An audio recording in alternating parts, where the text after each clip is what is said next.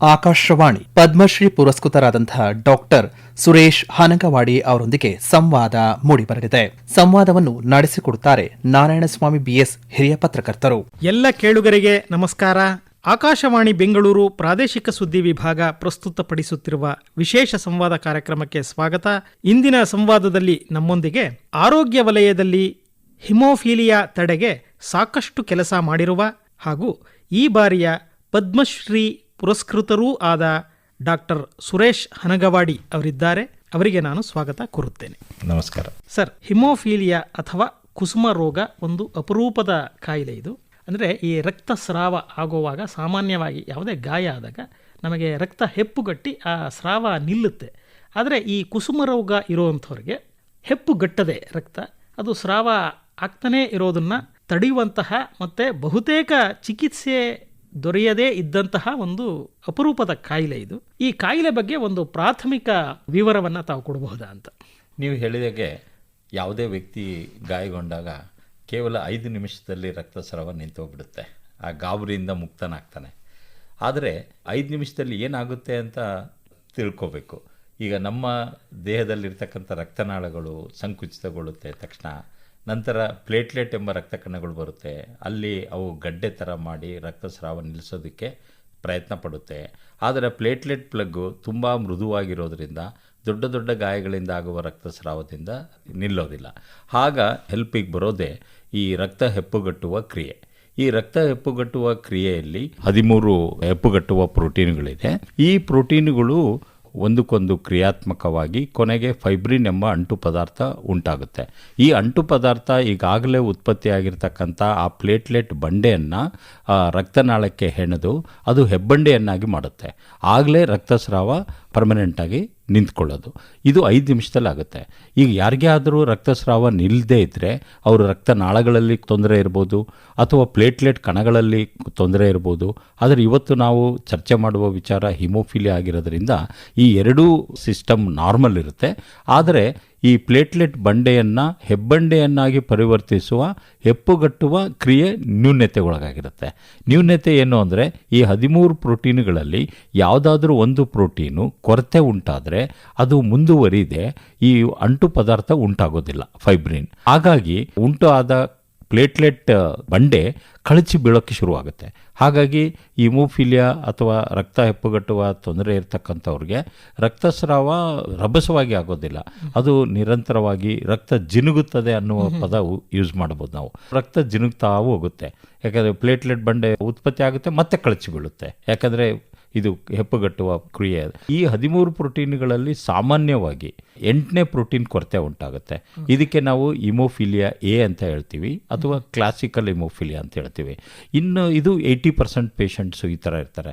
ಇನ್ನು 9ನೇ ಪ್ರೋಟೀನ್ ಕೊರತೆ ಉಂಟಾಗುತ್ತೆ. ಇದಕ್ಕೆ ನಾವು ಹಿಮೋಫಿಲಿಯಾ ಬಿ ಅಂತ ಹೇಳ್ತೀವಿ ಅಥವಾ ಕ್ರಿಸ್ಮಸ್ ರೋಗ ಅಂತ ಹೇಳ್ತೀವಿ. ಯಾಕಂದರೆ ಅದು ನೇಮ್ ಆಫ್ ದ ಪೇಷಂಟ್. ಹೀಗೆ ಯಾವುದೇ ಪ್ರೋಟೀನ್ ಆದರೂ ಕೊರತೆ ಆಗ್ಬೋದು. ಸಾಮಾನ್ಯವಾಗಿ 8 ಅಥವಾ 9ನೇ ಪ್ರೋಟೀನ್ ಕೊರತೆ ಉಂಟಾಗುತ್ತೆ. ಒಂದು ವಿಶೇಷ ಅಂತಂದರೆ ಈ ಕಾಯಿಲೆ ಆನುವಂಶಿಕವಾಗಿ ಬರುತ್ತೆ. ತಾವು ಕೂಡ ಈ ಕಾಯಿಲೆಗೆ ತುತ್ತಾಗಿದ್ದವರು. ಆದರೆ ಈ ಕಾಯಿಲೆ ಬೇರೆಯವರಿಗೆ ಇರುವ ಒಂದು ಆ ಗಹನತೆಯನ್ನು ತಾವು ನೋಡಿ ಇದರ ವಿರುದ್ಧ ನಾನು ಹೋರಾಡಬೇಕು ಅಂತ ತಮ್ಮ ಜೀವನದಲ್ಲಿ ಈ ಉದ್ದಕ್ಕೂ ಕೂಡ ಈ ಕಾಯಿಲೆಯ ವಿರುದ್ಧ ಹೋರಾಡ್ತಾ ಬಹುದೊಡ್ಡ ಸಂಸ್ಥೆಯನ್ನು ಕೂಡ ತಾವು ಸ್ಥಾಪನೆ ಮಾಡಿದ್ದೀರಿ. ಒಟ್ಟಾರೆ ತಮಗೆ ಈ ಕಾಯಿಲೆ ಬಂದ ಹಿನ್ನೆಲೆ ಮತ್ತೆ ತಾವು ಅದನ್ನು ಹೇಗೆ ಹೋರಾಡಿದ್ರಿ ಚಿಕ್ಕ ವಯಸ್ಸಿನಲ್ಲಿ, ಇದ್ರ ಬಗ್ಗೆ ವಿವರ ಕೊಡಬಹುದಾ? ಹಿಮೋಫಿಲಿಯಾ ನೀವು ಹೇಳಿದಂಗೆ ಅನುವಂಶಿಕ ರೋಗ. ಇದು ಜೆನೆಟಿಕ್ ಡಿಫೆಕ್ಟ್. ಇದನ್ನು ಅರ್ಥ ಮಾಡ್ಕೋಬೇಕು ಅಂದರೆ ನಮ್ಮ ಪ್ರತಿ ಜೀವಕೋಶದಲ್ಲಿ 23 ಜೊತೆ ದಾರದ ಆಕಾರದ ವರ್ಣತಂತುಗಳು ಇರುತ್ತೆ. ಈ ವರ್ಣತಂತುಗಳಲ್ಲಿ ಬಿಲಿಯನ್ ಗಟ್ಟಲೆ ಈ ವಂಶವಾಹಿನಿಗಳು ಇರುತ್ತೆ. ಪ್ರತಿಯೊಂದು ವಂಶವಾಹಿನಿ ಅದರದೇ ಆದ ಕರ್ತವ್ಯ ಇರುತ್ತೆ. ಈಗ ನಮ್ಮ ಕೂದಲಿನ ಬಣ್ಣ, ಕಣ್ಣಿನ ಬಣ್ಣ, ನಮ್ಮ ಕ್ಯಾರೆಕ್ಟರು, ಡಿಸೀಸಸ್ಸು ಎಲ್ಲ ಈ ವಂಶವಾಹಿನಿಗಳ ಮುಖಾಂತರ ಬರುತ್ತೆ. ಅದೇ ತರಹ ಈ ಹೆಪ್ಪುಗಟ್ಟುವ ಪ್ರೋಟೀನ್ಗಳನ್ನ ಉತ್ಪತ್ತಿ ಮಾಡೋದಕ್ಕೆ ನಿರ್ದಿಷ್ಟವಾದ ವಂಶವಾಹಿನಿಗಳು ಇರುತ್ತೆ. ಈಗ ಹೇಳಿದ 23 ಜೊತೆ ವರ್ಣತಂತುಗಳಲ್ಲಿ ಒಂದು ಜೊತೆ ವರ್ಣತಂತು ಈ ಚರ್ಚೆಗೆ ಸಮಂಜಸ. ಏನಂದರೆ ಇನ್ನೊಂದು ಜೊತೆಗೆ 22 ಜೊತೆ ಒಂದು, ಈ ಇನ್ನೊಂದು ಜೊತೆಗೆ ನಾವು ಲಿಂಗ ನಿರ್ಧಾರಿತ ವರ್ಣತಂತುಗಳು ಅಂತೀವಿ. ಅಂದರೆ ಅದು ಮಗುವಿನ ಹೆಣ್ಣೋ ಗಂಡೋ ಅಂತ ನಿರ್ಧಾರ ಮಾಡೋದು. ಗಂಡು ಮಕ್ಕಳಲ್ಲಿ ಒಂದು ಎಕ್ಸ್ ಕ್ರೋಮೋಸೋಮ್ ಇದ್ದರೆ ಇನ್ನೊಂದು ವೈ ಕ್ರೋಮೋಸೋಮ್ ಇರುತ್ತೆ. ಆದರೆ ಹೆಣ್ಣು ಮಕ್ಕಳಲ್ಲಿ ವೈ ಇರೋದಿಲ್ಲ, ಏನು 2 ಎಕ್ಸ್ ಕ್ರೋಮೋಸೋಮ್ ಇರುತ್ತೆ. ಈ ವಂಶವಾಹಿನಿ ಅಂದರೆ ಈ ಫ್ಯಾಕ್ಟರ್ 8 ಫ್ಯಾಕ್ಟರ್ 9 ಉತ್ಪತ್ತಿ ಮಾಡುವ ಈ ವಂಶವಾಹಿನಿ ಎಕ್ಸ್ ಕ್ರೋಮೋಸೋಮಲ್ಲಿರುತ್ತೆ. ಹಾಗಾಗಿ ಗಂಡು ಮಕ್ಕಳಲ್ಲಿ ಒಂದೇ ಕ್ರೋಮೋಸೋಮ್ ಇದು ಎಕ್ಸ್ ಇರೋದ್ರಿಂದ, ಅದೇ ಡಿಫೆಕ್ಟಿವ್ ಆಗಿರೋದ್ರಿಂದ ಅವರು ಇದಕ್ಕೆ ತುತ್ತಾಗ್ತಾರೆ. ಅಂದರೆ ಮೇಲ್ ಸಾರ್ ಸಫರರ್, ಗಂಡು ಮಕ್ಕಳಿಗಷ್ಟೇ ಇದು ಸಾಮಾನ್ಯವಾಗಿ ಬರುತ್ತೆ. ಆದರೆ ಹೆಣ್ಣು ಮಕ್ಕಳಿಗೆ 2 ಎಕ್ಸ್ ಕ್ರೋಮೋಸೋಮ್ ಇರೋದ್ರಿಂದ ಇನ್ನೊಂದು ನ್ಯೂನತೆಗೊಂಡಿದ್ದರೂ ಕೂಡ ಇನ್ನೊಂದು ಆರೋಗ್ಯವಂತ ವರ್ಣತಂತು ಸ್ವಲ್ಪ ಪ್ರಮಾಣದ ಹೆಪ್ಪುಗಟ್ಟುವ ಪ್ರೋಟೀನನ್ನು ಉತ್ಪತ್ತಿ ಮಾಡೋದಕ್ಕೆ ಸಾಧ್ಯ ಆಗುತ್ತೆ. ಹಾಗಾಗಿ ಇವರು ಸಫರ್ ಆಗೋದಿಲ್ಲ, ಆದರೆ ನಾಳೆ ಅದು ಅವರು ನೆಕ್ಸ್ಟ್ ಜನ್ರೇಷನ್ಗೆ ಕೊಡಬಲ್ಲ ವಾಹಕಿಯರಾಗ್ತಾರೆ. ಹಂಗಂತ ಎಲ್ಲ ಹೆಣ್ಣು ಮಕ್ಕಳು ಹಿಮೋಫಿಲಿಯಾ ಕುಟುಂಬದಲ್ಲಿ ವಾಹಕಿಯರು ಅಂತ ಅನ್ನೋ ತಪ್ಪು ಸಂದೇಶ ತಪ್ಪೋದು. ಏನಂದರೆ 2 ಕ್ರೋಮೋಸೋಮ್ ಅಂತ ತಂದೆ ತಾಯಿಯಿಂದ ಒಂದೊಂದು ಬರುತ್ತೆ. ಹಾಗಾಗಿ ಈಗ ಮದರ್ ಅಂದ್ಕೊಳ್ಳಿ, ಆ ಮದರ್ ಕ್ಯಾರಿಯರ್ ಅಂದ್ಕೊಳ್ಳಿ, ಆ ಕ್ಯಾರಿಯರು ಅವಳ ಹತ್ರ 2 ಎಕ್ಸ್ ಕ್ರೋಮೋಸೋಮ್ ಇದೆ, ಒಂದು ಡಿಫೆಕ್ಟಿವ್ ಇನ್ನೊಂದು ನಾರ್ಮಲ್. ಯಾವ ಗಂಡು ಮಗನಿಗೆ ಡಿಫೆಕ್ಟಿವ್ ಕ್ರೋಮೋಸೋಮ್ ಇನ್ಹೆರಿಟ್ ಆಗುತ್ತೋ ಆ ಮಗು ಹಿಮೋಫಿಲಿಯಾಗೆ ತುತ್ತಾಗುತ್ತೆ. ಯಾವ ಹೆಣ್ಣು ಮಗು ಆ ಡಿಫೆಕ್ಟಿವ್ ಕ್ರೋಮೋಸೋಮ್ ಬರುತ್ತೋ ಅವಳು ಸಫರ್ ಆಗೋದಿಲ್ಲ, ಆದರೆ ವಾಹಕಿ ಆಗ್ತಾಳೆ. ಅಟ್ ದಿ ಸೇಮ್ ಟೈಮು ಇನ್ನೊಂದು ನಾರ್ಮಲ್ ಆರೋಗ್ಯವಂತ ವರ್ಣತಂತು ಇರೋದ್ರಿಂದ ಅದೃಷ್ಟವಶಾತ್ ಅದು ಇನ್ಹೆರಿಟ್ ಆದರೆ ಆ ಗಂಡು ಮಗುಗೆ ಹಿಮೋಫಿಲಿಯಾ ಬರೋದಿಲ್ಲ, ಹೆಣ್ಣು ಮಗು ಕ್ಯಾರಿಯರ್ ಆಗೋದಿಲ್ಲ. ಹಾಗಾಗಿ ಪ್ರತಿ ಪ್ರೆಗ್ನೆನ್ಸಿಗೆ ಒಂಥರ ಟಾಸ್ ತುರಿದಂಗಿದು. ಏನು ಹಿಮೋಫಿಲಿಯಾ ಮಗು, ಗಂಡು ಮಗು ಹುಟ್ಬೋದು, ಒಂದು ನಾರ್ಮಲ್ ಮಗು ಹುಟ್ಬೋದು, ಇನ್ನೊಂದು ಹೆಣ್ಣು ಮಗು ಕ್ಯಾರಿಯರ್ ಆಗ್ಬೋದು, ಕ್ಯಾರಿಯರ್ ಆಗದೇ ಇರ್ಬೋದು. ಆದರೆ ಈ ಹಿಮೋಫಿಲಿಯಾ ಹೊಂದಿದ ವ್ಯಕ್ತಿ ಅವರು ಮಕ್ಕಳು ಏನು ಅರ್ಥ ಮಾಡ್ಕೋಬೇಕಂದ್ರೆ ಅವರಲ್ಲಿ ಡಿಫೆಕ್ಟಿವ್ ಎಕ್ಸ್ ಕ್ರೋಮೋಸೋಮ್ ಇದೆ. ಹಾಗಾಗಿ ಅವರು ಗಂಡು ಮಕ್ಕಳಿಗೆ ವೈ ಕ್ರೋಮೋಸೋಮ್ ಅಷ್ಟೇ ಕೊಡೋದು, ವೈ ಎಕ್ಸ್ ಕ್ರೋಮೋಸೋಮ್ ಅಲ್ಲ. ಹಾಗಾಗಿ ಅವ್ರಿಗೆ ಎಷ್ಟು ಜನ ಗಂಡು ಮಕ್ಕಳು ಹುಟ್ಟಿದ್ರು ಅವ್ರಿಗೆ ಹಿಮೋಫಿಲಿಯಾ ಬರೋಕ್ಕೆ ಸಾಧ್ಯನೇ ಇಲ್ಲ. ಆದರೆ ಅವರ ಹೆಣ್ಣು ಮಕ್ಕಳು ಡಿಫೆಕ್ಟಿವ್ ಒಬ್ಬೊಬ್ಬರು ಒಂದೊಂದು ಕೊಡಬೇಕಲ್ಲ, ಅವರಲ್ಲಿ ಇರ್ತದೆ ಎಕ್ಸ್ ಕ್ರೋಮೋಸೋಮೇ ಡಿಫೆಕ್ಟಿವ್ ಆಗಿರುತ್ತೆ. ಹಾಗಾಗಿ ಅವ್ರು ಎಷ್ಟು ಹೆಣ್ಣು ಮಕ್ಕಳು ಹುಟ್ಟಿದ್ರು ಅವ್ರು ಸಫರ್ ಆಗಲ್ಲ, ಆದರೆ ವಾಹಕಿಯರಾಗ್ತಾರೆ. ಇದು ಒಂದು ಜೆನೆಟಿಕ್ಸ್ದು ನಿಯಮ. ಆಮೇಲೆ ಹಿಮೋಫಿಲಿಯಾ ಹೆಣ್ಣು ಮಕ್ಕಳಿಗೆ ಬರೋದೇ ಇಲ್ವಾ ಅಂತ ಕೇಳ್ಬೋದು. ಹಿಮೋಫಿಲಿಯಾ ವೆರಿ ರೇರ್ಲಿ ಹೆಣ್ಣು ಮಕ್ಕಳಿಗೆ ಬರೋ ಸಾಧ್ಯತೆ ಇರುತ್ತೆ. ಯಾವಾಗ ಅಂದರೆ ಇದು ಸಂಬಂಧದಲ್ಲಿ ಮದುವೆ ಆಗುವ ದಂಪತಿಗಳಲ್ಲಿ. ಅಂದರೆ ಈಗ ಹಿಮೋಫಿಲಿಯಾ ಹೊಂದಿರ್ತಾನೆ, ಅವನು ತನ್ನ ಅಕ್ಕ ಅವಳು ಕ್ಯಾರಿಯರು, ಅವಳ ಮಗಳು ಅವಳು ಕ್ಯಾರಿಯರು, ಅವಳನ್ನ ಕೊಟ್ಟು ಮದುವೆ ಮಾಡ್ತಾರೆ. ಅಂದರೆ ಇಲ್ಲಿ ಹಿಮೋಫಿಲಿಯಾ ಹೊಂದಿದ ಜೊತೆಗೆ ಕ್ಯಾರಿಯರು ಇದ್ದಾವೆ. ಅವರ ದುರದೃಷ್ಟಕ್ಕೆ ಆ 2 ಎಕ್ಸ್ ಡಿಫೆಕ್ಟಿವ್ ಕ್ರೋಮೋಸೋಮ್ ಆ ಹೆಣ್ಣು ಮಗುಗೆ ಬಂದರೆ ಅವಳಿಗೆ ಹಿಮೋಫಿಲಿಯಾ ಉಂಟಾಗುತ್ತೆ. ಇದಕ್ಕೆ ನಾವು ಶಿಮೋಫಿಲಿಯಾ ಅಂತಲೂ ಹೇಳ್ಬೋದು. ಆಮೇಲೆ ಈ ಹಿಮೋಫಿಲಿಯಾ ಎಲ್ಲ ಟೈಮು ಜೆನೆಟಿಕ್ ಅಂತ ಹೇಳೋಕ್ಕಾಗಲ್ಲ. ಒಂದೊಂದು ಸಾರಿ ಏನಾಗುತ್ತೆ 30% ಫ್ಯಾಮಿಲೀಸ್ನಲ್ಲಿ ಏನೂ ಹಿನ್ನೆಲೆ ಇರೋದಿಲ್ಲ. ಅದು ಏಕೆ ಅಂದರೆ ಸಮಾಜದಲ್ಲಿ ಯಾರಿಗಾದ್ರೂ ಈ ಸ್ಪಾಂಟೇನಿಯಸ್ ಮ್ಯೂಟೇಷನ್ ಅಂತ ಆಗುತ್ತೆ, ಅಲ್ಲಿಂದ ಅವರಿಗೆ ಆ ಥರ ಜೆನೆಟಿಕ್ ಡಿಸೀಸಸ್ ಪ್ರಸಾರ ಆಗುವ ಸಂಭವ ಆಗುತ್ತೆ. ಹಾಗಾಗಿ 30% ಏನೂ ಹಿನ್ನೆಲೆ ಇಲ್ಲದಿದ್ದರೆ ಅವರಿಗೆ ಮ್ಯೂಟೇಷನ್ ಆಗಿ ಅಲ್ಲಿಂದ ಹಿಮೋಫಿಲಿಯಾ ಶುರುವಾಗುತ್ತೆ. ಇನ್ನೊಂದು ನಿಮಗೆ ಈ ಸಂದರ್ಭದಲ್ಲಿ ಹೇಳಬೇಕು ಅಂದರೆ ಹಿಮೋಫಿಲಿಯಾನ ನಾವು ರಾಯಲ್ ಫ್ಯಾಮಿಲಿ ಡಿಸೀಸ್ ಅಂತ ಪ್ರಸಿದ್ಧಿ. ನಮ್ಮ ಟೆಕ್ಸ್ಟ್ ಬುಕ್ಕಲ್ಲಿ medical students hemophilia royal family disease ಅಂತಾರೆ. ಆದರೆ ವಾಸ್ತವವಾಗಿ ಯಾಕೆ ಆ ಥರ ಹೆಸರು ಬಂತು ಅಂದರೆ ಹಿಮೋಫಿಲಿಯಾದವ್ರು ಎಲ್ಲರೂ ರಾಯಲ್ ಅಲ್ಲ. ನಮ್ಮಲ್ಲಿ ನೋಡಬೇಕಂದ್ರೆ ತುಂಬ ಬಡವರೇ ಇರ್ತಾರೆ. ಇದು ಯಾಕೆ ಈ ಥರ ಹೆಸರು ಬಂತು ಅಂದರೆ ಈ ನಮ್ಮ ಇಂಗ್ಲೆಂಡಿನ ರಾಜಮನೆತನದಲ್ಲಿ ಈ ರೋಗ ಇತ್ತು. ಇಂಗ್ಲೆಂಡಿನ ರಾಣಿ ಗ್ರ್ಯಾಂಡ್ ಕ್ಯಾರಿಯರ್ ಆಗಿದ್ಲು. ಅವಳಿಗೆ ಹುಟ್ಟಿದ ರಾಜಕುಮಾರಿಯರನ್ನ ಅಕ್ಕಪಕ್ಕದ ದೇಶಗಳಿಗೆ ಕೊಟ್ಟು ಇಡೀ ಯುರೋಪ್ ಖಂಡದಲ್ಲಿ ಈ ಹಿಮೋಫಿಲಿಯಾ ರಾಜಕುಮಾರರು, ಹಿಮೋಫಿಲಿಯಾ ಕ್ಯಾರಿಯರ್ ಆಗಿರ್ತಕ್ಕಂಥ ರಾಜಕುಮಾರಿಯರು ಹುಟ್ಟಿದ್ರು. ಹಾಗಾಗಿ ಇದು ವ್ಯವಸ್ಥೆ ಇರಲಿಲ್ಲ, ಆದರೆ ಇದು ರಾಯಲ್ ಫ್ಯಾಮಿಲಿ ಡಿಸೀಸ್ ಅಂತ ಭಾಳ ಪ್ರಸಿದ್ಧಿ ಆಯಿತು. ಈ ಮಧುಮೇಹನ್ ಕೂಡ ಒಂದು ಕಾಲಕ್ಕೆ ಇದು ಶ್ರೀಮಂತರ ಕಾಯಿಲೆ ಅಂತ ಹೇಳ್ತಾ ಇದ್ರು. ಆದರೆ ಈಗ ಅದು ಆ ರೀತಿಯ ವಿಭಾಗ ಏನು ಇಲ್ಲದೆ ಇರೋದನ್ನ ನಾವು ನೋಡ್ತೀವಿ. ಹಾಗೆ ತಾವು ಚಿಕ್ಕಂದಿನಲ್ಲಿ ನಾನು ಪೈಲಟ್ ಆಗಬೇಕು, ವೈಮಾನಿಕ ವಲಯಕ್ಕೆ ಹೋಗಬೇಕು ಅನ್ನುವ ಒಂದು ಆಕಾಂಕ್ಷೆ ಇದ್ದವರು. ಆದರೆ ಹಿಮೋಫಿಲಿಯಾ ಕಾಯಿಲೆ ಕಾರಣದಿಂದಾಗಿಯೇ ಆ ಒಂದು ಕನಸನ್ನು ಬಿಟ್ಟು ತಾವು ಈ ವೈದ್ಯಕೀಯ ವಲಯಕ್ಕೆ ಬರುವಂತಾಯಿತು. ಈ ಬಗ್ಗೆ ವಿವರ ಕೊಡಬಹುದು? ಇದಕ್ಕೆ ಮುಖ್ಯ ಕಾರಣ ಈಗಾಗಲೇ ಹೇಳಿದಂಗೆ, ನೀವು ಜೆನೆಟಿಕ್ ಬಗ್ಗೆ ಕೇಳಿದ್ರಿ, ಹೇಳಿದ್ದೀನಿ. ನಮ್ಮ ಕುಟುಂಬದಲ್ಲಿ ನನ್ನ ತಾಯಿ ಕ್ಯಾರಿಯರ್, ಅವಳ ಅಣ್ಣ ಒಬ್ಬ ಹಿಮೋಫಿಲಿಕ್ಕು. ನಾನು ಅವಾಗ ಬಳ್ಳಾರಿಲಿದ್ವಿ, ನಮ್ಮ ತಂದೆ ಗೌರ್ಮೆಂಟ್ ಜಾಬಲ್ಲಿ ಇದ್ದಿದ್ದರಿಂದ ಅಲ್ಲಿದ್ವಿ. ಪ್ರತಿ ಬೇಸಿಗೆ ರಜಕ್ಕೆ ನಾವು ಹರಿಹರಕ್ಕೆ ಬರ್ತಾಯಿದ್ವಿ. ಆವಾಗ ನಮ್ಮ ಮಾಮಗೂ ನನಗೂ ಈ ಥರ ಡಯಾಗ್ನೋಸ್ ಆಗಿದೆ ಅಂತ ಗೊತ್ತಾದಾಗ, ನಾವು ರಜಕ್ಕೆ ಬಂದಾಗ ಅವ್ರು ಹೇಳೋರು, ನೀನು ಡಾಕ್ಟ್ರ್ ಆಗು ಅಥವಾ ಸೈಂಟಿಸ್ಟ್ ಆಗು, ರಿಸರ್ಚ್ ಮಾಡು, ಇದ್ರ ಬಗ್ಗೆ ಏನೇನು ವ್ಯವಸ್ಥೆ ಇಲ್ಲ, ಇದಕ್ಕೇನಾದರೂ ಪರಿಹಾರ ಕಂಡಿಡ್ಕೋಬೇಕು ಅಂತ ಪದೇ ಪದೇ ಹೇಳ್ತಾಯಿದ್ರು. ಆ ಸಂದರ್ಭದಲ್ಲಿ ನನಗೆ ನೀವು ಹೇಳ್ದಂಗೆ ನಾನು ಪೈಲಟ್ ಆಗಬೇಕು ಅಂತ ಆಸೆ ಇತ್ತು. ಬಟ್ ಒಂದು ಬೇಸಿಗೆ ರಜೆ ನಮ್ಮ ಇದನ್ನೇ ಚೇಂಜ್ ಮಾಡ್ತು. ಒಂದು ಬೇಸಿಗೆ ರಜಕ್ಕೆ ಹರಿಹರಕ್ಕೆ ಬಂದಾಗ ನಮ್ಮ ಮಾಮನಿಗೆ ವಿಪರೀತ ತಲೆನೋವು ಶುರುವಾಯಿತು. ಅವರು ನನ್ನ ಜೊತೆಗೆ ಕರ್ಕೊಂಡು ಈಗ ನಮ್ಮ ಚಿಗಟೇರಿ ಜನರಲ್ ಹಾಸ್ಪಿಟ್ಲಿಗೆ ಹೋದರು. ಅಲ್ಲಿಯ ವೈದ್ಯರಿಗೆ ಅವರು ಹೇಳ್ತಾ ಇದ್ದಾರೆ, ನನಗೆ ಹಿಮೋಫಿಲಿಯಾ ಇದೆ, ನನಗೆ ತುಂಬ ತಲೆನೋಯ್ತಾ ಇದೆ, ನನಗೆ ಒಂದು 2-3 ಬಾಟ್ಲು ರಕ್ತ ಹಾಕಿಬಿಟ್ರೆ ನಾನು ಉಳಿತೇನೆ ಅಂತ. ಅಲ್ಲಿ ಡಾಕ್ಟ್ರಿಗೆ ಸಿಟ್ಟು ಬಂತು. ನಾನು ಡಾಕ್ಟ್ರಾ, ನೀನು ಡಾಕ್ಟ್ರಾ, ನೀನು ಬ್ಲಡ್ ಬೇರೆ ಹಾಕು ಅಂತೀಯ, ಟೆಸ್ಟು ಅದೆಲ್ಲ ರಿಪೋರ್ಟ್ ತೋರಿಸು ಅಂತ ಎಲ್ಲ ಕೇಳಿ ಕೊನೆಗೆ ಏನೂ ಕೊಡಲಿಲ್ಲ. ಬರೀ ಪ್ರಿಸ್ಕ್ರಿಪ್ಷನ್ ಪೇಯ್ನ್ ಕಿಲ್ಲರು ಅದೆಲ್ಲ ಕೊಟ್ಟು ನಮ್ಮನ್ನು ಹೊರಗೆ ಹಾಕಿದರು. ಅವರು ಅಲ್ಲಿ ಎದುರುಗಡೆ ವಿಶ್ವೇಶ್ವರಯ್ಯ ಪಾರ್ಕ್ ಕಲ್ಲು ಬೆಂಚ್ ಮೇಲೆ ಮಲಗಿ ಕೂದಲು ಕಿತ್ಕೊಳ್ಳೋಷ್ಟು ನೋವು, ಅಂಥ ನೋವಿನಲ್ಲೂ ಅವರು ಹೇಳಿದರು, ಅದಕ್ಕೆ ಕಣೋ ನೀನು ಡಾಕ್ಟ್ರ್ ಆಗಬೇಕು ಅಂತ. ಕೊನೆಗೆ ನಾವು ವಾಪಸ್ಸು ಮನೆಗೆ ಅಸಹಾಯಕತೆಯಿಂದ ಹೋದ್ವಿ. ಅವರು ಸಿಕ್ಕಾಬಟ್ಟೆ ನರಳಿದರು. ಆಮೇಲೆ ನಾನು ಮೆಡಿಕಲ್ ಕಾಲೇಜಿಗೆ ಎಂಟ್ರ್ ಆದಮೇಲೆ ನಾನು ಅರ್ಥ ಮಾಡಿಕೊಂಡೆ, ಒಂದು ಬ್ಲಡ್ ಕ್ಲಾಟ್ ಬ್ರೈನ್ ಮೇಲೆ ಉಂಟಾದರೆ ಏನಾಗುತ್ತೆ ಅಂತ. ಅವರು ಪ್ರಜ್ಞೆ ಕಳ್ಕೊಂಡ್ರು. ನಂತರ ಅರ್ಧ ಬಾಡಿ ಪ್ಯಾರಲಿಸಿಸ್ ಆಯಿತು. 1 ವಾರದ ನಂತರ ಅವರು ಇಂಚಿಂಚು ಸಾಯೋದನ್ನ ಅಸಹಾಯಕವಾಗಿ ಇಡೀ ಕುಟುಂಬ ನೋಡಬೇಕಾಯ್ತು. ಅವರು ನಿಧನ ಹೊಂದಿದರು. ಆ ಒಂದು ದೃಶ್ಯ ನನಗೆ ಬಹಳ ಮನಸ್ಸಿಗೆ ಬೇಜಾರಾಯಿತು. ಯಾಕೆ ಡಾಕ್ಟ್ರುಗಳಿಗೆ ಇದು ಗೊತ್ತಿಲ್ಲ, ಯಾಕೆ ನಮ್ಮ ಮಾಮನಿಗೆ ಚಿಕಿತ್ಸೆ ಸಿಗಲಿಲ್ಲ ಅಂತ ಅವರು ಹೇಳ್ತಿದ್ರಲ್ಲ ಪದೇ ಪದೇ. ಆಗ ನಾನು ದೃಢ ನಿರ್ಧಾರ ಮಾಡಿದೆ, ನಾನು ಎಷ್ಟನ್ನ ಕಷ್ಟ ಆಗಲಿ ನಾನು ವೈದ್ಯನಾಗಲೇಬೇಕು, ಈ ಒಂದು ಇದರಲ್ಲಿ ನಾನು ತೊಡಗಿಕೊಳ್ಬೇಕು ಅನ್ನೋ ಒಂದು ಕಂಕಣಬದ್ಧವಾಗಿ ಒಂದು ಡಿಸಿಷನ್ ತಗೊಂಡು ನಾನು ಕಷ್ಟಪಟ್ಟು ಓದಿ ಇದೇ JJM ಮೆಡಿಕಲ್ ಕಾಲೇಜ್ನಲ್ಲಿ MBBS ದಾವಣಗೆರೆ MBBS ಮಾಡಿದೆ. MBBS ಮಾಡಿ ಮುಗಿದ ನಂತರ ನಾನು ಯೋಚನೆ ಮಾಡಲಿಕ್ಕೆ ಶುರು ಮಾಡಿದೆ, ನನಗೆ ಯಾವುದು ಟ್ರೀಟ್ಮೆಂಟ್ ಸಿಕ್ಕಿಲ್ಲ, ಆಗಲೇ ಜಾಯಿಂಟ್ಗಳು ಹಾಳಾಗ್ತಾ ಇದೆ, ನಾನು ಇನ್ನೂ 10 ವರ್ಷ 20 ವರ್ಷ ಆದರೆ ತುಂಬ ಕ್ರಿಪಲ್ ಡಿಸಬಿಲಿಟಿ ಆಗಿ ಮೂಲೆಯಲ್ಲಿ ಕೂತ್ಕೊಳ್ಳೋವಂಥ ಪರಿಸ್ಥಿತಿ ಬಂದರೆ ಏನಪ್ಪ ಅಂತ. ಹಾಗಾಗಿ ನಾನು MD ಪೆಥಾಲಜಿ ನನ್ನ ಸ್ನಾತಕೋತ್ತರ ಅಭ್ಯಾಸಕ್ಕೆ ಆಯ್ಕೆ ಮಾಡಿಕೊಂಡೆ. ಯಾಕೆ? 2 ಕಾರಣ. ಒಂದು ಕಾರಣ, ನಾನು ರಕ್ತಶಾಸ್ತ್ರದಲ್ಲಿ ನನ್ನನ್ನೇ ತೊಡಗಿಸ್ಕೊಳ್ಬೋದು ಅಂತ. 2ನೇ ಕಾರಣ, ನನ್ನ ಬ್ಲಡ್ ಬ್ರದರ್ಸ್ಗೆ ನಾನು ಏನಾದರೂ ಮಾಡಲಿಕ್ಕೆ ಇದೇ ಸರಿ ಅಂತ. ಹಾಗಾಗಿ ನಾನು ಪೆಥಾಲಜಿ ಮುಗಿಸ್ಕೊಂಡೆ. ನಂತರ ಕರ್ನಾಟಕ ಹಿಮೋಫಿಲಿಯಾ ಸೊಸೈಟಿನ ಹುಟ್ಟು ಹಾಕಿದೆ 1989-90ರಲ್ಲಿ. ನಂತರ ಕೇವಲ 9 ಹಿಮೋಫಿಲಿಯಾ ಫ್ಯಾಮಿಲೀಸ್ನ ಕಟ್ಟಿಕೊಂಡು ಈ ಸೊಸೈಟಿ ಸ್ಥಾಪಿಸಿದ್ವಿ. ನಂತರ ನಾನು ಮೆಡಿಕಲ್ ಕಾಲೇಜಲ್ಲಿ ಲೆಕ್ಚರರ್ ಆಗಿ ಸೇರಿಕೊಂಡೆ.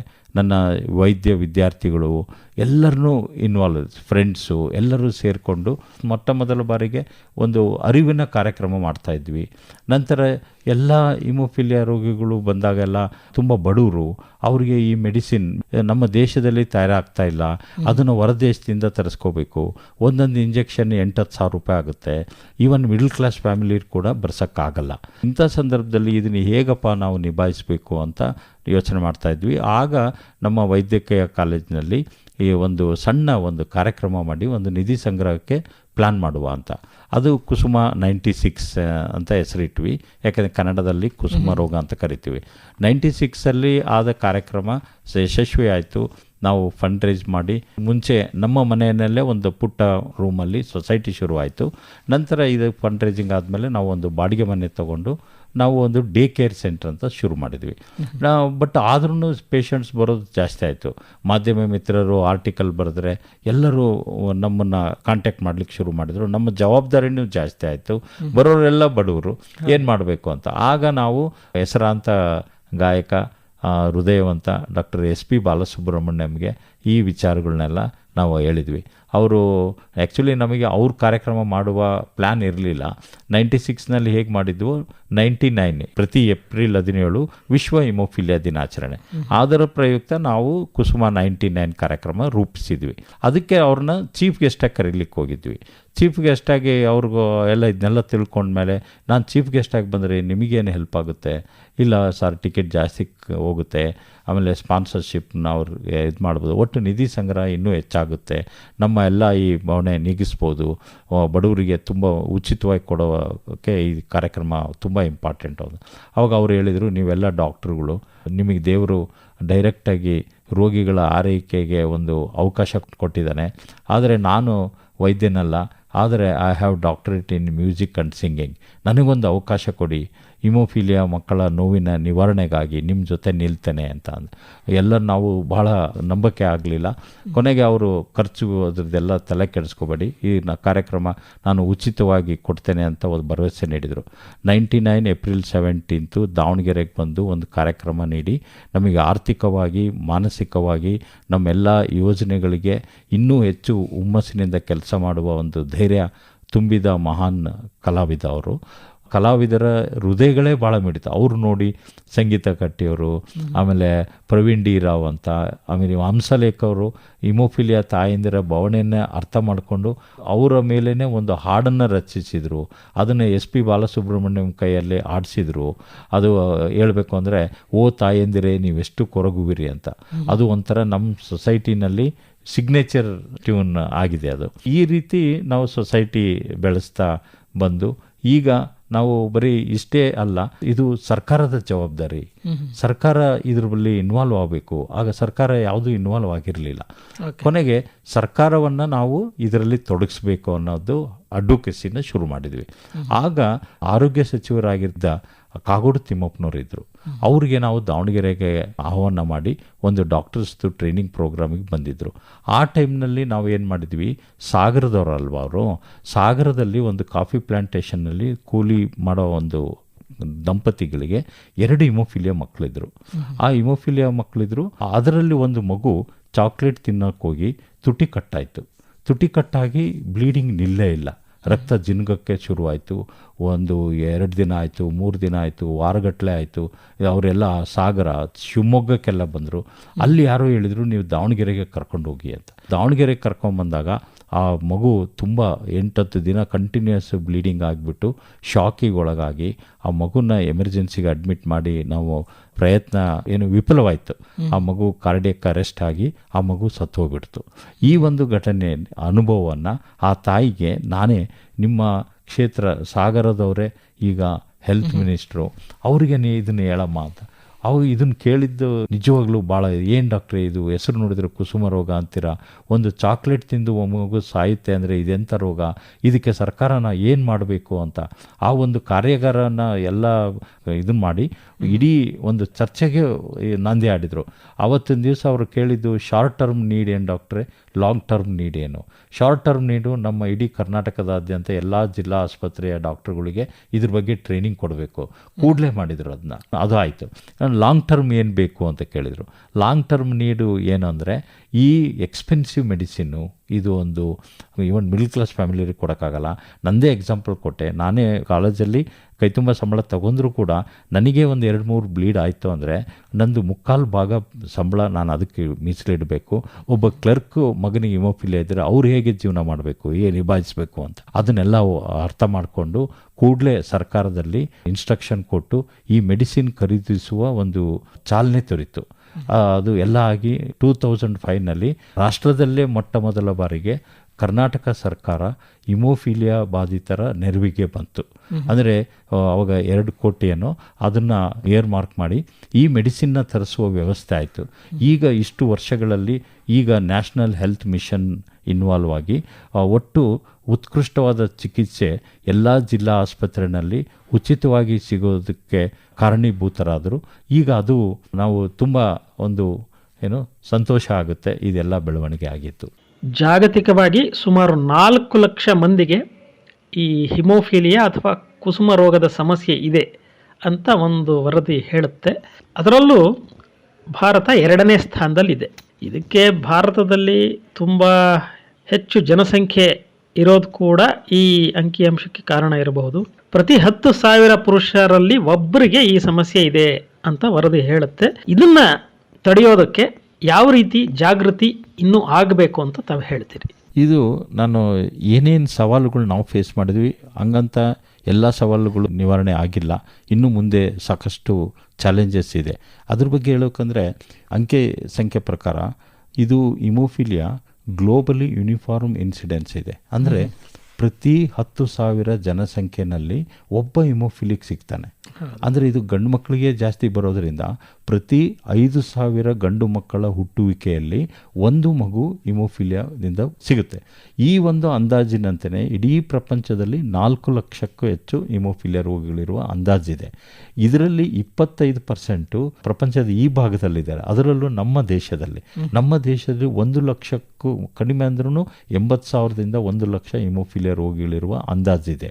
ಇದರಲ್ಲಿ ನಾನು ಈಗ ಅರಿವಿನ ಕೊರತೆ. ಇನ್ನು ಎರಡನೇದು ಚಾಲೆಂಜ್ ಏನು ಅಂದರೆ ಇದನ್ನು ಪತ್ತೆಗೆ ಅಂದರೆ ಲ್ಯಾಬ್ ಡಯಾಗ್ನೋಸಿಸು ಎಲ್ಲ ಕಡೆ ಇಲ್ಲ. ನಮ್ಮಲ್ಲಿ ಅಷ್ಟೊಂದು ಮೆಡಿಕಲ್ ಕಾಲೇಜ್ ಇದೆ, ಬಟ್ ಈ ರೋಗ ಪತ್ತೆ ಮಾಡೋದಕ್ಕೆ ಫೆಸಿಲಿಟೀಸ್ ಇಲ್ಲ. ಹಾಗಾಗಿ ನಮ್ಮ ಹಿಮೋಫಿಲಿಯಾ ರೋಗಿಗಳು ಇಡೀ ದೇಶದಲ್ಲಿ ಬರೀ 25% ಅಷ್ಟೇ ಐಡೆಂಟಿಫೈ ಆಗಿ ನೋಂದಾಯಿತರಾಗಿದ್ದಾರೆ. ಅಂದರೆ ಅರೌಂಡ್ 27,000 ಜನ ಹಿಮೋಫಿಲಿಯಾ ನೋಂದಾಯಿತರಾಗಿದ್ದಾರೆ ಇಡೀ ದೇಶದಲ್ಲಿ. ನಮ್ಮ ಕರ್ನಾಟಕದಲ್ಲಿ 6,000 ಹಿಮೋಫಿಲಿಯಾ ರೋಗಿಗಳಿರುವ ಅಂದಾಜಿದೆ. ಇದರಲ್ಲಿ ಕೇವಲ 2,700 ಹಿಮೋಫಿಲಿಯಾ ರೋಗಿಗಳು ಐಡೆಂಟಿಫೈ ಆಗಿ ನೋಂದಾಯಿಸಲ್ಪಟ್ಟಿದ್ದಾರೆ. ಅಂದರೆ ಗ್ಯಾಪ್ ತುಂಬ ಇದೆ. ಇದು ಏಕೆ ಅಂದರೆ ಜಿಲ್ಲಾ ಮಟ್ಟದಲ್ಲಿ, ಜಿಲ್ಲಾ ಆಸ್ಪತ್ರೆಗಳಲ್ಲಿ ಮತ್ತು ಎಸ್ಪೆಷಲಿ ಅಟ್ಲೀಸ್ಟು ನಮ್ಮ ಸರ್ಕಾರಿ ಮೆಡಿಕಲ್ ಕಾಲೇಜಿನಲ್ಲಿ ಎಲ್ಲ ಪೆಥಾಲಜಿ ಡಿಪಾರ್ಟ್ಮೆಂಟ್ನಲ್ಲಿ ಈ ರೋಗ ಪತ್ತೆ ಫೆಸಿಲಿಟಿ ಏರ್ಪಟ್ಟರೆ ಇನ್ನೂ ಹೆಚ್ಚು ಹಿಮೋಫಿಲಿಯಾದವರು ಬೆಳಕಿಗೆ ಬರ್ತಾರೆ. ಹಾಗಾಗಿ ನಾವು ಸರ್ಕಾರಕ್ಕೆ ಅದನ್ನು ಅಡ್ವೊಕೇಸಿ ಮಾಡ್ತಾ ಇದ್ದೀವಿ. ಇನ್ಫ್ಯಾಕ್ಟ್ ಎಲ್ಲ ಮೆಡಿಕಲ್ ಕಾಲೇಜ್ಗೆ ಹೋಗಿ ಕಾಂಪ್ರಹೆನ್ಸಿವ್ ಹಿಮೋಫಿಲಿಯಾ ಕೇರ್ ಕನ್ಸೆಪ್ಟ್ನ ಪ್ರಮೋಟ್ ಮಾಡ್ತಾ ಇದ್ದೀವಿ. ಕಾಂಪ್ರಹೆನ್ಸಿವ್ ಅಂತಂದರೆ ಬರೀ ಹಿಮೋಫಿಲಿಯಾ ಕೇವಲ ಒಬ್ಬ ಸ್ಪೆಷಲಿಸ್ಟ್ ಬೇಕಾಗಿಲ್ಲ, ಒಬ್ಬ ಸ್ಪೆಷಲಿಸ್ಟಿಂದ ಸಾಧ್ಯ ಇಲ್ಲ. ಅದು ಏನಂದರೆ ಈಗ ಮಗು ಇದ್ದಾಗ ಮಕ್ಕಳು ಡಾಕ್ಟರ್ಗಳು ಬೇಕು, ದೊಡ್ಡವನಾಗಿ ಅವರು ಅಡಲ್ಟ್ ಆದಾಗ ಫಿಸಿಷಿಯನ್ ಬೇಕು, ಆಮೇಲೆ ಪದೇ ಪದೇ ಕೀಲುಗಳಲ್ಲಿ ರಕ್ತಸ್ರಾವ ಆಗೋದ್ರಿಂದ ನಮಗೆ ಕೀಲು ಮೂಳೆ ತಜ್ಞರ ಇನ್ವಾಲ್ವ್ಮೆಂಟ್ ಬೇಕು. ನಂತರ ಈ ಪೆಥಾಲಜಿ ಡಿಪಾರ್ಟ್ಮೆಂಟ್ ಪೆಥಾಲಜಿಸ್ಟ್ಗಳು ಈ ಬ್ಲಡ್ ಟೆಸ್ಟ್ ಮಾಡೋ ವ್ಯವಸ್ಥೆಗೆ ಅವ್ರು ಬೇಕು. ಆಮೇಲೆ ಒಂದೊಂದ್ಸರಿ ಎಷ್ಟೋ ಡಿಪ್ರೆಷನ್ಗೆ ಹೋಗ್ತಾರೆ, ಅವು ಸೈಕ್ಯಾಟ್ರಿಸ್ಟ್ ಬೇಕು. ಆಮೇಲೆ ಹಲ್ಲುಗಳಲ್ಲಿ ಬ್ಲೀಡಿಂಗ್ ಸಮಸ್ಯೆ ಆಗುತ್ತೆ ದವಡೆನಲ್ಲಿ, ಅವ್ರಿಗೆ ಡೆಂಟಿಸ್ಟ್ ಬೇಕು. ಹಾಗಾಗಿ ಇವೆಲ್ಲ ವ್ಯವಸ್ಥೆ ಮೆಡಿಕಲ್ ಕಾಲೇಜ್ಗಳಲ್ಲಿ ಈಗಾಗಲೇ ಇದೆ. ಬಟ್ ಈಗ ಏನಂದರೆ ಸರ್ಕಾರ ಮನಸ್ಸು ಮಾಡಬೇಕಾಗಿರೋದು ಇವರಿಗೆಲ್ಲ ಒಂದು ಟ್ರೈನಿಂಗ್ ಕೊಟ್ಟು ಅಲ್ಲಿ ಈ ವ್ಯವಸ್ಥೆ ರೀಲೊಕೇಟ್ ಮಾಡಿ ಎಲ್ಲ ಫೆಸಿಲಿಟೀಸು ಅಲ್ಲಿ ಕಾಂಪ್ರಹೆನ್ಸಿವ್ ಹಿಮೋಫಿಲಿಯಾ ಕೇರ್ ಸೆಂಟರ್ ತೆರೆದ್ರೆ ನಮ್ಮ ಎಲ್ಲ ಹಿಮೋಫಿಲಿಯಾದವರು ಅಷ್ಟೇ ಅಲ್ಲ, ಇತರ ರಕ್ತ ರೋಗಗಳು ಕೂಡ ಡಯಾಗ್ನೋಸ್ ಆಗಿ ಅವರು ಆರೋಗ್ಯದ ಸೇವೆಯ ತೆಕ್ಕೆಗೆ ಬರ್ತಾರೆ ಅಂತ ನಮ್ಮ ಒಂದು ಅಭಿಮತ. ದಾವಣಗೆರೆಯಲ್ಲಿ ಕರ್ನಾಟಕ ಹಿಮೋಫಿಲಿಯಾ ಸೊಸೈಟಿ ಹೇಗೆ ಸ್ಥಾಪನೆ ಆಯಿತು, ಅದು ಬೆಳೆದು ಬಂದ ರೀತಿ, ಮತ್ತು ಹೇಗೆ ಆಗಿನ ಆರೋಗ್ಯ ಸಚಿವರಿಗೆ ತಾವು ಈ ಕಾಯಿಲೆಯ ಬಗ್ಗೆ ಅವರಿಗೆ ವಿವರವನ್ನು ಕೊಟ್ಟು ಸರ್ಕಾರದಿಂದ ಏನೇನು ಉಪಯೋಗ ತಗೊಳ್ಬಹುದು ಇದನ್ನೆಲ್ಲ ಮಾಡಿದ್ರಿ, ಮತ್ತು ವೈದ್ಯರಿಗೆ ಕೊಡಬೇಕಾದಂತಹ ತರಬೇತಿ ಬಗ್ಗೆ ಜಾಗೃತಿ ಮೂಡಿಸಿದ್ರಿ, ಮತ್ತು ಸಂಪೂರ್ಣ ಉಚಿತವಾಗಿ ಈ ರೋಗಿಗಳಿಗೆ ಚಿಕಿತ್ಸೆ ಕೊಡುವ ಬಗ್ಗೆ ತಾವು ಸಾಕಷ್ಟು ಕೆಲಸ ಮಾಡಿದ್ರಿ.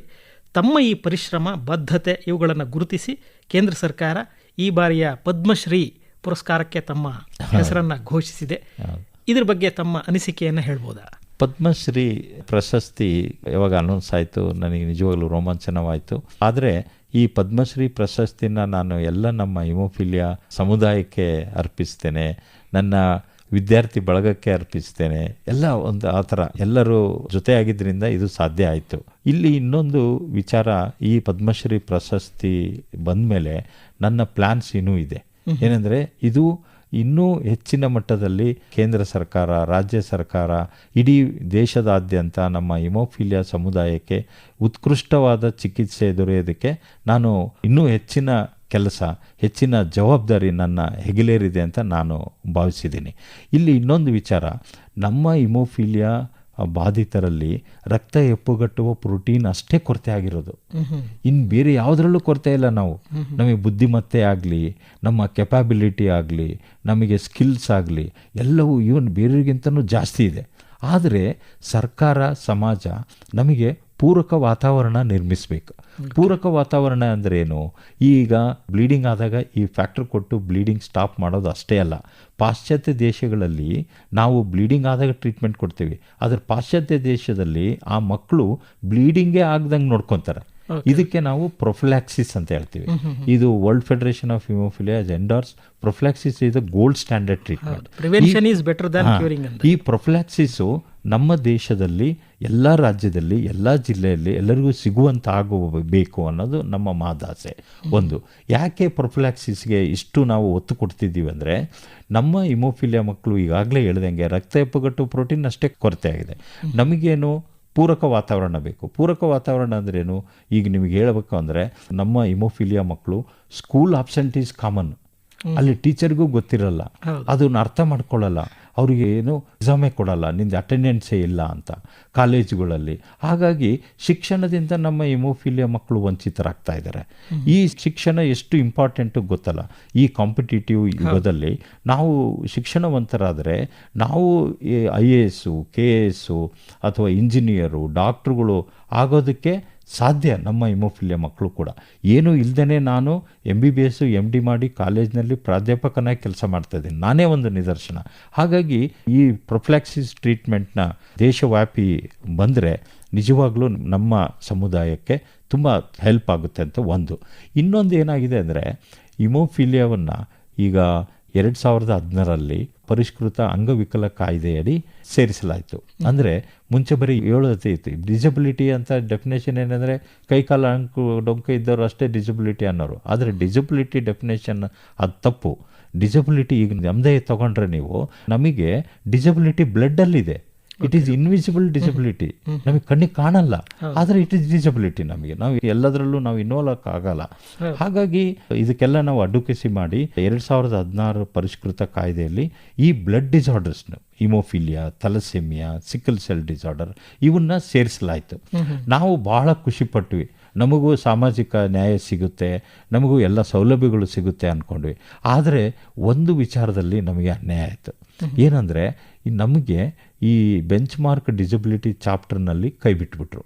ಕೈ ಬಿಟ್ಟಿದ್ರಿಂದ ಯಾರಿಗೆ ಯಾವ ಡಿಸಾರ್ಡರ್ಸ್ ಬೆಂಚ್ ಮಾರ್ಕ್ ಡಿಸಬಿಲಿಟಿಲಿ ಇದ್ದಾರೋ ಅವ್ರಿಗಷ್ಟೇ ಜಾಬ್ ರಿಸರ್ವೇಷನ್ ಇದೆ.